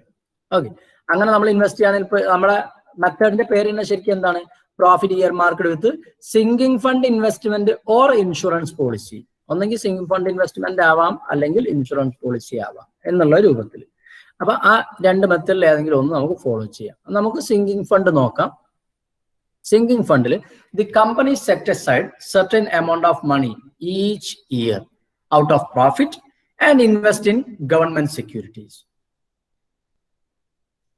അപ്പോ പ്രോഫിറ്റ് ഒരു ചെറിയ സംഖ്യ എല്ലാ വർഷവും, ഇപ്പൊ നമ്മൾ നേരത്തെ കണ്ടത് 20 ലക്ഷം ഒറ്റയടിക്ക് കൺവേർട്ട് ചെയ്തതാണ്, ട്രാൻസ്ഫർ ചെയ്തതാണ്. എന്നാൽ ഇവിടെ 20 ലക്ഷം നമ്മൾ ട്രാൻസ്ഫർ, അപ്പൊ 10 വർഷത്തേക്കാണെന്നുണ്ടെങ്കിൽ ആ 20 ലക്ഷത്തിന് പകരം 2 ലക്ഷം മതി. അങ്ങനെ 10 വർഷം ആകുമ്പോൾ നമുക്ക് 2 2 2 2 2 2 എന്ന് പറഞ്ഞിട്ട് 10 വർഷം കഴിയുമ്പോൾ 20 ലക്ഷം നമ്മുടെ മുമ്പിൽ ഉണ്ടാവും. ഓക്കെ, അപ്പൊ അത് നമ്മൾ ഇൻവെസ്റ്റ്മെന്റ് നടത്തുകയാണെങ്കിലോ 15% നടത്തിയാൽ മതി, 25% ഡിബെഞ്ചർ റിഡംഷൻ റിസർവ് അക്കൗണ്ടിൽ വേണ്ട. ഓക്കെ, 15% നമ്മൾ ഇൻവെസ്റ്റ്മെന്റ് ആയിട്ട് നടത്തേണ്ടത്. അപ്പോൾ ഓരോ വർഷവും നമ്മുടെ ഡിബെഞ്ചറിന്റെ വില എത്രയാണോ അതിന് കണക്കാക്കിയിട്ട് പ്രോഫിറ്റിന് ചെറിയൊരു സംഖ്യ ഗവൺമെന്റ് സെക്യൂരിറ്റിയിൽ ഇൻവെസ്റ്റ് ചെയ്യുക. Then the interest earned every year will also be invested. അപ്പൊ നമ്മളിങ്ങനെ ഗവൺമെന്റ് സെക്യൂരിറ്റിയിൽ നമ്മൾ ഇൻവെസ്റ്റ് ചെയ്യുമ്പോൾ അതിൽ നിന്നും നമുക്ക് റിട്ടേൺ കിട്ടും. ഇപ്പൊ നമ്മൾ നേരത്തെ പറഞ്ഞ പോലെ 20 ലക്ഷം രൂപയാണ്, അപ്പൊ 10 വർഷത്തേക്കാണ്. ഒരു വർഷം നമ്മൾ 2 ലക്ഷം ഇടണം. അപ്പൊ നമ്മൾ 2 ലക്ഷം ഇട്ടു. അങ്ങനെ 2 ലക്ഷം ഇട്ടിട്ടുണ്ടെങ്കിൽ അതിന് ചിലപ്പോൾ എന്തായിരിക്കും, ഒരു 10% നമുക്ക് റിട്ടേൺ കിട്ടും. അപ്പൊ തൊട്ടടുത്ത വർഷം നമ്മൾക്ക് യഥാർത്ഥത്തിൽ നമ്മുടെ അക്കൗണ്ടിൽ എത്രയായി, നമ്മൾ ഡെപ്പോസിറ്റ് ചെയ്ത അല്ലെ ഇൻവെസ്റ്റ് ചെയ്ത 2 ലക്ഷവും അതിന് റിട്ടേൺ കിട്ടിയ ഇതിന്റെ 10% ആകുമ്പോൾ 20,000 രൂപ. അപ്പൊ 2,20,000 ഇപ്പൊ അക്കൗണ്ടിലുണ്ട്. അപ്പൊ തൊട്ടടുത്ത വർഷം നമ്മൾ വീണ്ടും 2 ലക്ഷം ചെയ്യും. അപ്പൊ എത്ര, 2 ലക്ഷം പ്ലസ് 2,20,000, ആകെ 4 ലക്ഷത്തിന് പകരം 4,20,000. തൊട്ടടുത്ത വർഷം ഈ 4,20,000 നമുക്ക് റിട്ടേൺ കിട്ടുക. അപ്പൊ അതങ്ങനെ കൂടിക്കൂടി പോകും. ആ കിട്ടുന്ന റിട്ടേൺ അടക്കം, ഇൻവെസ്റ്റ്മെന്റ് ചെയ്തിട്ട് കിട്ടുന്ന റിട്ടേൺ അടക്കം നമ്മൾ വീണ്ടും റീ ഇൻവെസ്റ്റ് ചെയ്യാണ് അവിടെ ചെയ്യുന്നത്. ദെൻ അവസാന വർഷം നമ്മൾ എന്ത് ചെയ്യും? All the investments are sold when the debentures fall due four redemption. എല്ലാ ഇൻവെസ്റ്റ്മെന്റും കൂടെ നമ്മൾ അന്നാട് വിൽക്കും. അങ്ങനെയാവുമ്പോൾ നമുക്ക് എന്താണ്, ഒറ്റയടിക്ക് ഈ പറയുന്ന 20 ലക്ഷം ഒറ്റയടിക്ക് കൊടുക്കുമ്പോൾ അത് നമ്മുടെ ക്യാഷ് പൊസിഷനെയൊക്കെ അത് ബാധിക്കും. കാരണം നമ്മുടെ കറണ്ട് അസറ്റ് ആണ് നമ്മൾ വിൽക്കുന്നത്. അങ്ങനെയുള്ള പ്രശ്നങ്ങൾ വരും. എന്നാൽ ഇങ്ങനെ കുറേശ്ശെ ആകുമ്പോൾ it will not affect the cash position of the company at the time of redemption. This is sinking fund method. ചെറിയ ചെറിയ സംഖ്യകൾ ഇങ്ങനെ ഇൻവെസ്റ്റ് ചെയ്യാം ഓരോ വർഷവും. അതിന്റെ ജേണൽ എൻട്രി നോക്കുക. ഇപ്പൊ പറഞ്ഞ അതേ ജേണൽ എൻട്രി തന്നെയാണ്, വളരെ ചെറിയൊരു വ്യത്യാസം മാത്രമേ ഉള്ളൂ. ആദ്യം ഒന്നാമത്തെ വർഷം, അപ്പൊ ഇവിടെ ഫസ്റ്റ് വർഷം നമ്മൾക്ക് സംഭവിക്കാൻ പോകുന്നത്, നമ്മൾ ഒരു സംഖ്യ എടുത്തിട്ട് അത് ഇൻവെസ്റ്റ് ചെയ്യാന്നുള്ളതാണ്. അപ്പൊ the amount to be invested each year is debited to profit and loss appropriation account and credited to the sinking fund account. അപ്പൊ ആദ്യം തന്നെ നമ്മൾ എന്ത് ചെയ്യല്ല, ഡിബെഞ്ചർ റിഡംഷൻ റിസർവ് അക്കൗണ്ട് ഉണ്ടാക്കുകയല്ല ഇവിടെ ചെയ്യുന്നത്. നമ്മൾ സിങ്കിങ് ഫണ്ട് അക്കൗണ്ട് ആണ് നമ്മൾ ഉണ്ടാക്കുന്നത്. അപ്പൊ നേരത്തെ പോലെ തന്നെ പ്രോഫിറ്റ് നിന്നാണ് ഇതൊക്കെ എടുക്കുന്നത്. ഓക്കെ, ഔട്ട് ഓഫ് പ്രോഫിറ്റ് ആണ് നമ്മൾ ഡിസ്കസ് ചെയ്യുന്നത്. അപ്പൊ പ്രോഫിറ്റ് നിന്ന് ആദ്യത്തെ വർഷം നമ്മൾ എടുക്കേണ്ട സംഖ്യ എത്ര എന്ന് വെച്ചാൽ അത് നമ്മൾ ആദ്യം തന്നെ സിങ്കിങ് ഫണ്ടിലേക്ക് മാറ്റുന്നു. അതിന്റെ ജേണൽ എൻട്രി ആണ് profit and loss appropriation account at to sinking fund account. നേരത്തെ നമ്മൾ പറഞ്ഞിരുന്നത് പ്രോഫിറ്റ് നോട്ട് ഇയർ മാർക്കറ്റിൽ നമ്മൾ പറഞ്ഞിരുന്നത് profit and loss appropriation account at to debenture redemption reserve account ആയിരുന്നു. എന്നാൽ ഇവിടുത്തെ journal entry profit and loss appropriation account at to sinking fund account. Sinking fund ഉണ്ടാക്കുക നമ്മൾ. Then the amount is invested and debited to the sinking fund investment account is credited to bank account. ഇനി നമ്മൾ എന്ത് ചെയ്യാ, ഇപ്പൊ നമ്മൾ ഉണ്ടാക്കിയത് sinking fund account ആണ്, സിങ്കിങ് ഫണ്ട് ഇൻവെസ്റ്റ്മെന്റ് അക്കൗണ്ട് അല്ല. നേരത്തെ ഡിബെഞ്ചർ റിഡംഷൻ റിസർവ് അക്കൗണ്ട് ഉണ്ടാക്കിയില്ലേ, അതിന് പകരം ഇവിടെ സിങ്കിങ് ഫണ്ട് അക്കൗണ്ട് ഉണ്ടാക്കിയെന്നേ ഉള്ളൂ, വേറെ വ്യത്യാസങ്ങളൊന്നുമില്ല. ഇനി സിങ്കിങ് ഫണ്ട് അക്കൗണ്ട് ഉണ്ടാക്കിയത് നിലനിർത്തിക്കൊണ്ട് തന്നെ പുതിയൊരു അക്കൗണ്ട് നമ്മൾ ഉണ്ടാക്കും, സിങ്കിങ് ഫണ്ട് ഇൻവെസ്റ്റ്മെന്റ് അക്കൗണ്ട്. ആ ജേണൽ എൻട്രി ആണ് sinking fund investment account at to bank account. അപ്പൊ sinking fund investment account debtor എന്ന് പറയുമ്പോൾ ഇൻവെസ്റ്റ്മെന്റ് നമ്മൾ വാങ്ങുന്ന ജേണൽ എൻട്രി ആണത്. Sinking fund investment account at to bank account. Bank invest ചെയ്യുമ്പോൾ പണം നമുക്ക് കുറയും, ആ ബാങ്കിനെ നമ്മൾ ക്രെഡിറ്റ് ചെയ്യും. ഇനി അപ്പൊ ഒന്നാമത്തെ വർഷത്തെ ജേണൽ എൻട്രി ആണ് ഈ രണ്ട് ജേണൽ എൻട്രി. ആദ്യം profit and loss appropriation account at to sinking fund എന്നും sinking fund investment account at to bank account. ഇനി രണ്ടാമത്തെ വർഷവും അതിനുശേഷമുള്ള വർഷങ്ങളിലും ഒക്കെ നമ്മൾ ചെയ്യേണ്ട ജേണൽ എൻട്രി, അതായത് നമ്മൾ ഇൻവെസ്റ്റ്മെന്റ് അവിടെ നടത്തി, ഒന്നാമത്തെ വർഷം നടത്തിയ ഇൻവെസ്റ്റ്മെന്റ്, അപ്പൊ രണ്ടാമത്തെ വർഷം അതിന് റിട്ടേൺ കിട്ടും. അപ്പൊ എന്താണ്, ഇൻട്രസ്റ്റ് കിട്ടും. ബാങ്ക് അക്കൗണ്ട് അറ്റ് നമുക്ക് റിട്ടേൺ ആണല്ലോ, അപ്പൊ ഇങ്ങോട്ട് കിട്ടുകയാണ്. അപ്പൊ നമ്മൾ അതിനെ ഡെബിറ്റ് ചെയ്യും. Debit what comes in bank account at. എന്താ കിട്ടിയത്, ഇൻകം എന്താണ്, to interest on sinking fund investment account. Okay, credit all income എന്നല്ലേ, അപ്പൊ ആ ഇൻകത്തിന് നമ്മൾ ക്രെഡിറ്റ് ചെയ്യും. അപ്പോൾ interest on investment is received. ഇനി ഈ കിട്ടിയതിനെ നമ്മൾ വീണ്ടും എന്ത് ചെയ്യും, സിങ്കിങ് ഫണ്ട് അക്കൗണ്ടിലേക്ക് മാറ്റും. അപ്പോൾ interest on sinking fund investment account at to sinking fund account. അപ്പൊ നേരത്തെ എന്തായിരുന്നു, നമ്മൾ ഒന്നാമത്തെ വർഷത്തിൽ profit and loss appropriation account at to sinking fund account. Profit എന്നൊരു സംഖ്യ നമ്മൾ സിങ്കിങ് ഫണ്ടിലേക്ക് മാറ്റി, പിന്നെ നമ്മൾ ഇൻവെസ്റ്റ്മെന്റ് നടത്തി. ദെൻ ആ ഇൻവെസ്റ്റ്മെന്റിൽ നിന്ന് കിട്ടിയ റിട്ടേൺ വീണ്ടും നമ്മൾ സിങ്കിങ് ഫണ്ട് അക്കൗണ്ടിലേക്ക് ട്രാൻസ്ഫർ ചെയ്തു. ഓക്കെ, ഇനി രണ്ടാമത്തെ വർഷം നമ്മൾ എന്താണ്, ഒന്നാമത്തെ വർഷം പ്രോഫിറ്റ് നിന്ന് എടുത്ത പോലെ രണ്ടാമത്തെ വർഷവും നമ്മൾ എന്ത് ചെയ്യണം, പ്രോഫിറ്റ് എന്നൊരു സംഖ്യ എടുക്കണം. അപ്പൊ ഒന്നായിട്ട് 20 ലക്ഷം എടുക്കണം എന്നില്ല. ഇപ്പൊ 10 വർഷത്തേക്കാണെന്നുണ്ടെങ്കിൽ ആദ്യത്തെ വർഷം നമ്മൾ 2 ലക്ഷം എടുത്തിരുന്നു, ഇവിടെ നമ്മൾ വീണ്ടും 2 ലക്ഷം എടുക്കുന്നു. Profit and loss appropriation account at to sinking fund account.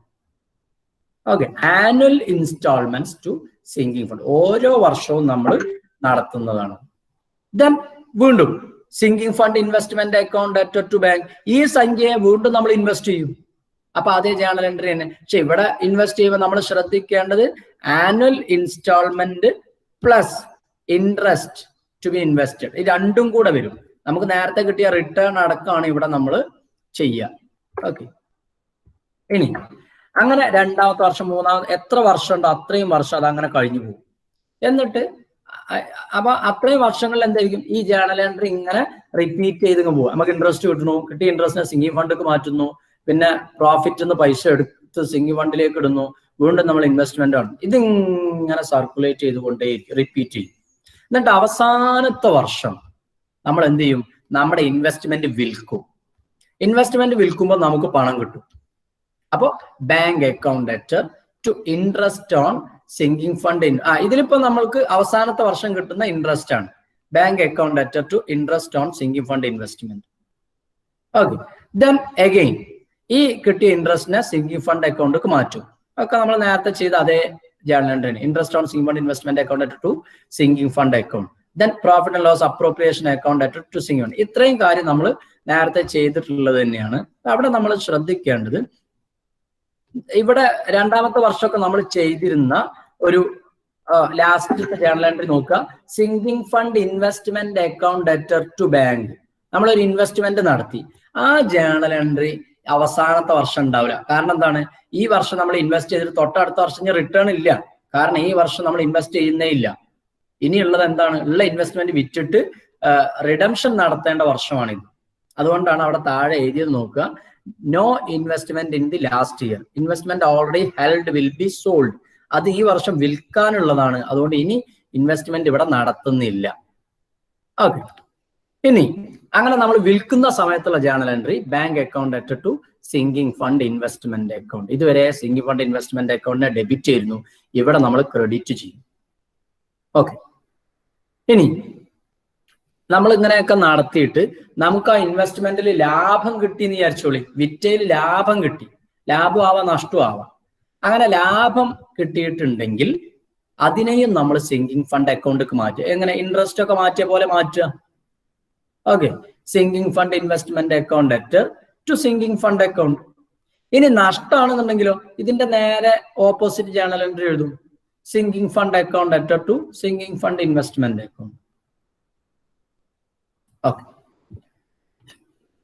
ഇനി പൈസ കൊടുക്കുന്ന ജേണൽ എൻട്രി ഡ്യൂ ആവുമ്പോൾ debentures account debtor to debenture holders account.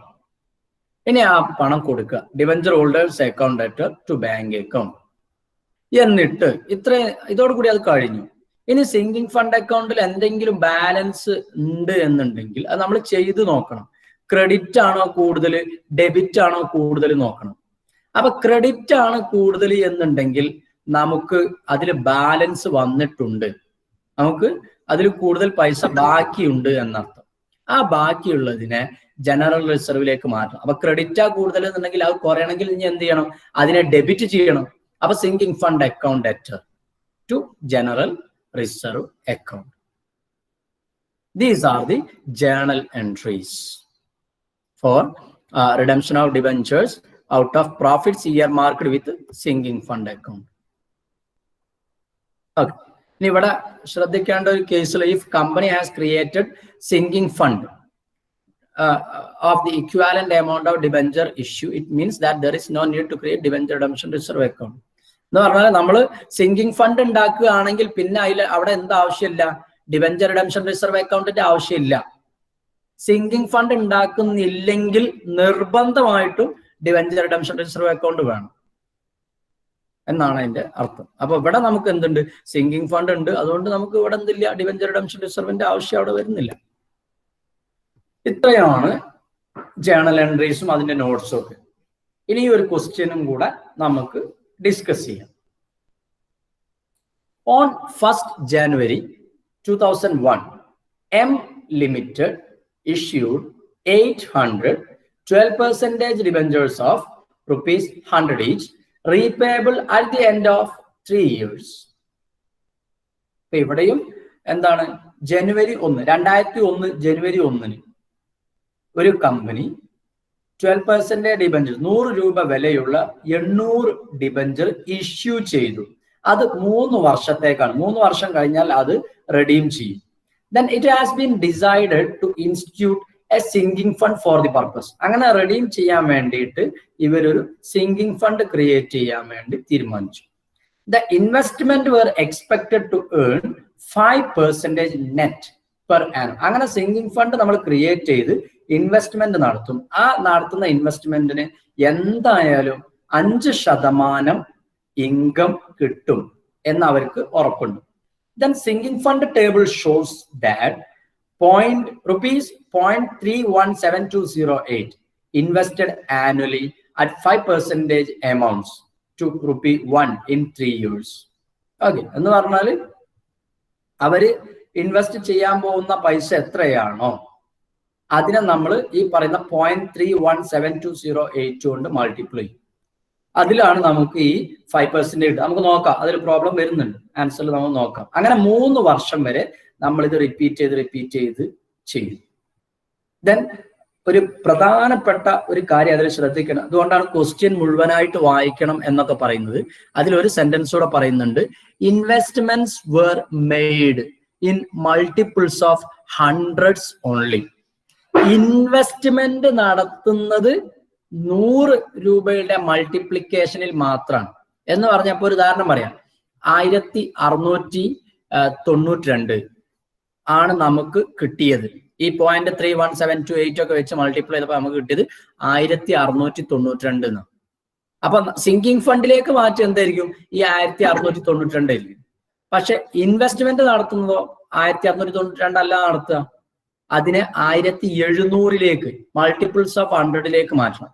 നേരെ മറിച്ച് 1648 ആണെന്നുണ്ടെങ്കിൽ 1648 എന്ന് പറഞ്ഞാൽ 50 താഴെ ആയതുകൊണ്ട് അത് 1600 ഇങ്ങോട്ട്, 50 മുകളിലാണെങ്കിൽ 1700 അങ്ങോട്ടും. അങ്ങനെയാണ് 100 മൾട്ടിപ്പിൾസ് ഓഫ് 100 അത് മാറ്റണം. Then give journal entries to deal with redemption. Assuming that investment investment വിറ്റ സമയത്ത് ₹55,000 55,000 രൂപ അവർക്ക് എന്ത് ചെയ്തിട്ടുണ്ട്, ഇൻവെസ്റ്റ്മെന്റ് വിറ്റ സമയത്ത് കിട്ടിയിട്ടുണ്ട്. And that the bank balance was ₹35,000 on the date of redemption. Bank balance റിഡംഷന്റെ സമയത്ത് ബാങ്ക് ബാലൻസ് 35,000 രൂപയായിരുന്നു. അപ്പൊ ഇവിടെ ശ്രദ്ധിക്കേണ്ട 2-3 കാര്യങ്ങൾ ഞാൻ പറയാം. ആദ്യം ഇഷ്യൂ ചെയ്തത് 2001 ജനുവരി 1 100 രൂപ വിലയുള്ള 800 ഡിബഞ്ചർ 3 വർഷത്തേക്ക് ഇഷ്യൂ ചെയ്തു. 3 വർഷം കഴിയുമ്പോൾ അത് റെഡീം ചെയ്യും. പിന്നെ സിങ്കിങ് ഫണ്ട് ക്രിയേറ്റ് ചെയ്യാൻ തീരുമാനിച്ചു. അതിലൂടെ ഇൻവെസ്റ്റ്മെന്റ് നടത്തിയാൽ അവർക്ക് 5% റിട്ടേൺ കിട്ടുമെന്നും പറയുന്നു. ഇൻവെസ്റ്റ്മെന്റ് നടത്തുന്നത് മൾട്ടിപ്പിൾസ് ഓഫ് 100 അവസാനം ഇൻവെസ്റ്റ്മെന്റ് വിൽക്കുമ്പോൾ അവർക്ക് 55,000 രൂപയാണ് കിട്ടിയത്. ഓക്കെ, ഇത്രയാണ് നമ്മൾ ശ്രദ്ധിക്കേണ്ടത്. ഇനി നോക്കുക, ഇവിടെ ഞാൻ പറഞ്ഞു ഇങ്ങനെ ഒരു കോംപ്ലിക്കേഷൻ ഇവിടെ പറഞ്ഞു. Sinking fund table shows 0.31728 invested annually എന്ന് പറയുന്നുണ്ട്. ആ ഒരു കാൽക്കുലേഷൻ ആണ് ആദ്യം ഇവിടെ പറയുന്നത്. Annual investment excluding interest. അപ്പൊ ആനുവൽ ഇൻവെസ്റ്റ്മെന്റ് റിക്വയർഡ് ഈസ് ഈ 100 രൂപ വിലയുള്ള 800 ഡിബഞ്ചർ എന്ന് പറയുമ്പോൾ 80,000 രൂപയാണ്. 800 ഗുണിക്കണം 100, 800 ഇൻറ്റു 100 is equal to 80,000. 80,000 രൂപ. ആ 80,000 രൂപയുടെ ഇൻറ്റു 0.31728. അപ്പൊ ഒരു വർഷം ശരിക്കും എത്ര വേണം?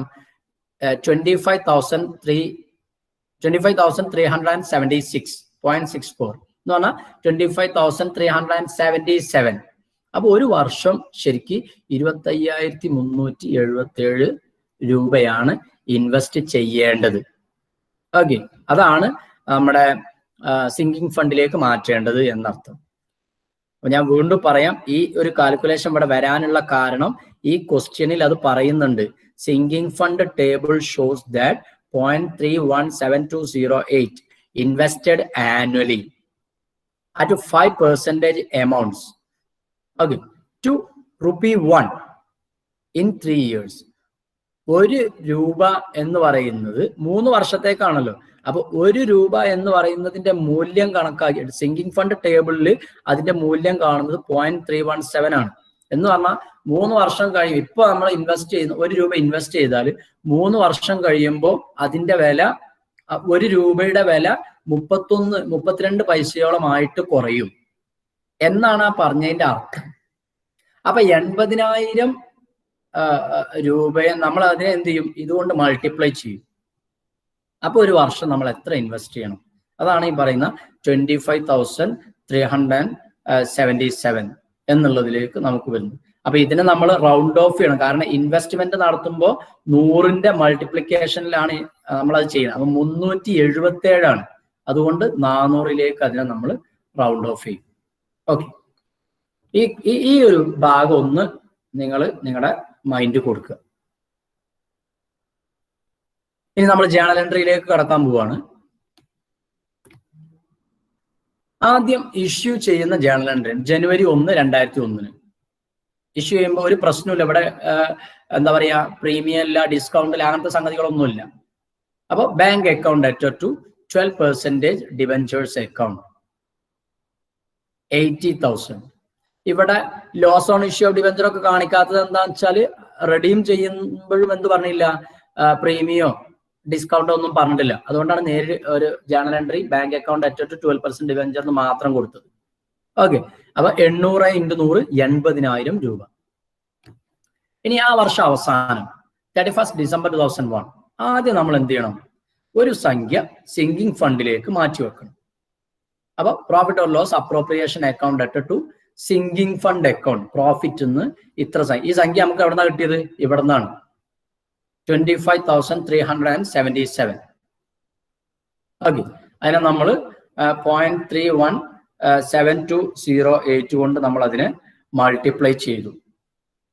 അപ്പൊ നമുക്ക് കിട്ടുന്ന സംഖ്യയാണത്.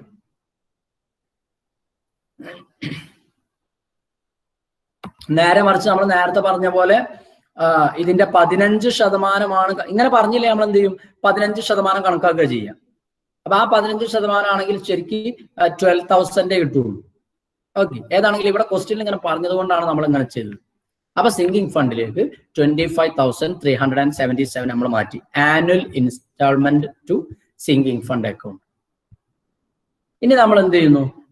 ആ പൈസ എടുത്തിട്ട് നമ്മൾ ഇൻവെസ്റ്റ്മെന്റ് നടത്തണം. പക്ഷെ ഇൻവെസ്റ്റ്മെന്റ് നടത്തുമ്പോൾ 100ന്റെ മൾട്ടിപ്ലിക്കേഷനിലേക്ക് അതിനെ കൺവേർട്ട് ചെയ്യണം. എന്നിട്ട് ഇൻവെസ്റ്റ്മെന്റ് നടത്താൻ പറ്റുള്ളൂ.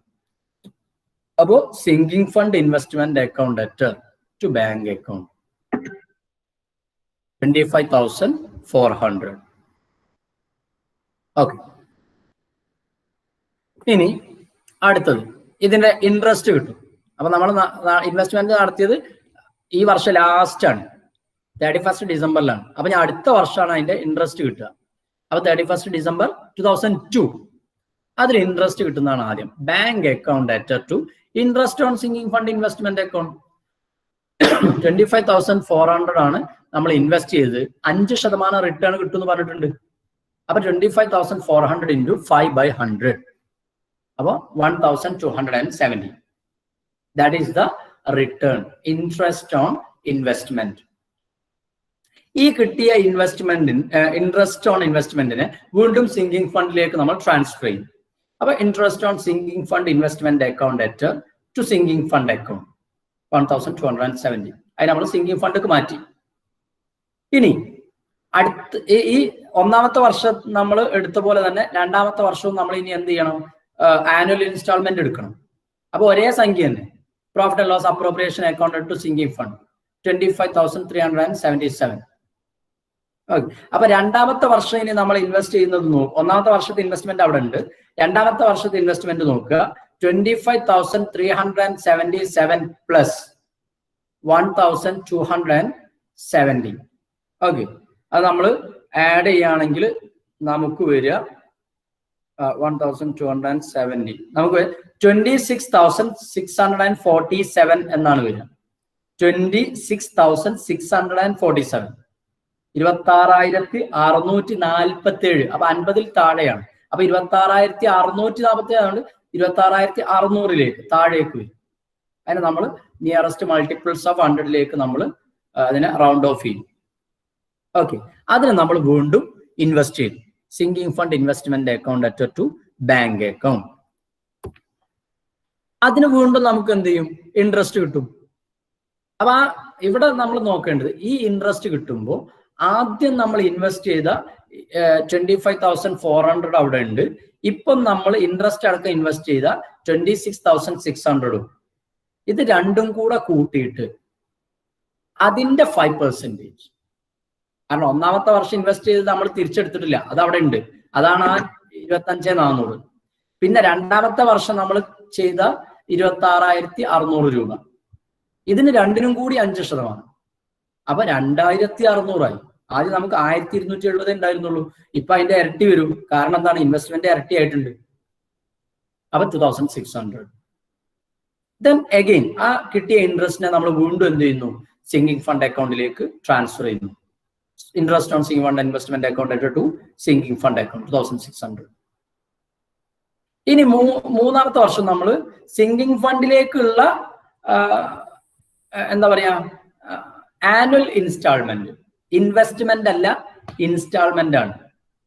Profit and loss appropriation account to sinking fund 25,377. ഈ വർഷം നമ്മൾ ഇൻവെസ്റ്റ്മെന്റ് ഇല്ല. കാരണം എന്താണ്? ഇത് മൂന്നാമത്തെ വർഷമാണ്. കാരണം 2001 ഡിസംബർ കഴിഞ്ഞു, 2002 ഡിസംബർ കഴിഞ്ഞു, 2003 ഡിസംബറിലെത്തി. ഈ 3 വർഷത്തേക്കാണ് നമ്മളുടെ ഡിബഞ്ചർ. മൂന്നാമത്തെ വർഷം കഴിഞ്ഞാൽ 3 വർഷം കഴിഞ്ഞാൽ നമ്മൾ ഇത് തിരിച്ചു കൊടുക്കും, റിഡംഷൻ നടത്താൻ പോവുകയാണ്. അപ്പൊ ഇനി ഇവിടെ നമ്മൾ ചെയ്യാൻ പോകുന്നത് നമ്മൾ നിലവിലുള്ള ഇൻവെസ്റ്റ്മെന്റിനെ വിൽക്കണം.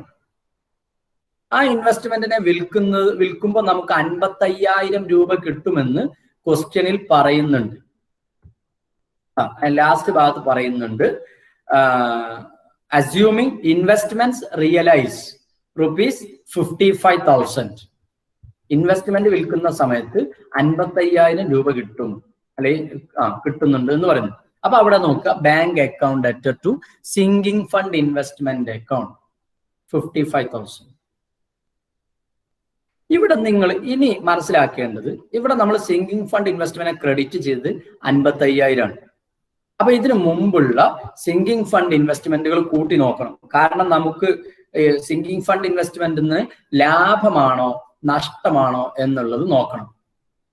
അപ്പോ സിങ്കിങ് ഫണ്ട് ഇൻവെസ്റ്റ്മെന്റ് നമ്മൾ ഡെബിറ്റ് ചെയ്തത് എവിടെയൊക്കെയാണ് എന്നുള്ളതാണ് നോക്കേണ്ടത്. ആദ്യം മുതൽ നോക്കുക. അപ്പൊ ഇവിടെ ലാസ്റ്റ് ഭാഗത്ത് sinking fund investment account to bank 25,400 plus. Then അടുത്ത സിങ്കിങ് ഫണ്ട് ഇൻവെസ്റ്റ്മെന്റ് നോക്കുക. ഇൻട്രസ്റ്റ് ഓൺ സിങ്കിങ് ഫണ്ട് ഒന്നും നോക്കണ്ട. Sinking fund investment account to bank വീണ്ടും 26,600. ഓക്കെ. പിന്നെ ഇനി വേറെ ഇല്ല, ഇത്രേ നമ്മൾ നടത്തിയിട്ടുള്ളൂ.